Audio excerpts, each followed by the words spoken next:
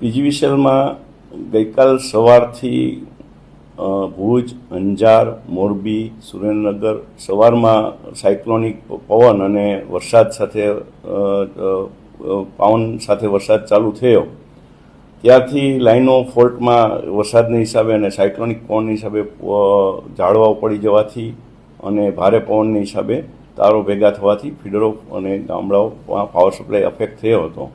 અને ત્યાર પછી બપોર પછી રાજકોટ સિટી, રાજકોટ જિલ્લામાં અમરેલી, ભાવનગર, બોટાદ ત્યાં પણ આ જ પ્રમાણે ભારે પવન અને વરસાદથી અમારી લાઈનો અને પાવર સપ્લાયને નુકસાન થયું હતું.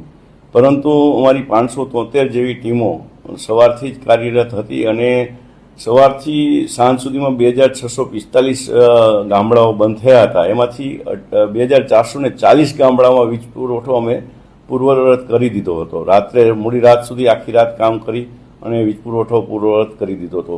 હાલમાં પણ અત્યારે પણ સવારથી, કારણ કે રાત્રે થાંભલાનું રિસ્ટોરેશન કરવું શક્ય હોય એટલે સવારથી જ્યાં જ્યાં થાંભલાઓ પડી ગયેલા છે અને એની હિસાબે ગામડાઓ હજી પણ બંધ છે એ અમે બપોરના 12 સુધીમાં વીજ પુરવઠો તમામ ગામડામાં શક્યતા પૂર્વવત કરી દે એવા અમારા પ્રયત્નો છે.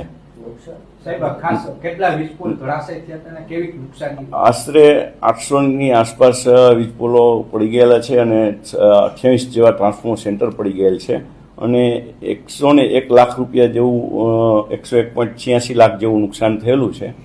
અને હાલમાં તમામ જગ્યાએ ટીમો કાર્યરત છે અને વીજ પુરવઠો પૂર્વવત કરવા માટે અમારા પૂરતા પ્રયત્નો છે અને લોકોને વહેલામાં વહેલી તકે વીજ પુરવઠો પૂર્વવત કરી દઈશું.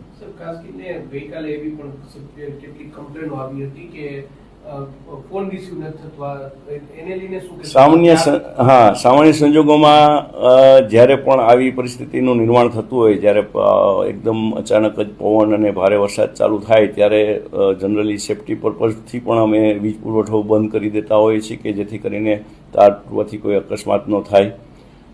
ત્યારે લોકોની અપેક્ષા હોય કે પાવર સપ્લાય ક્યારે ચાલુ થશે. એટલે તમામ લોકો આજે બધા જાણતા હશો કે એક ઘરમાં 2 થી 3 મોબાઈલ હોય એટલે તમામ લોકો જ્યારે એક જ ફોન ઉપર તમામ લોકો જ્યારે ફોન કરે ત્યારે પીજીવીસીએલમાં 60 લાખથી વધારે ગ્રાહકો છે.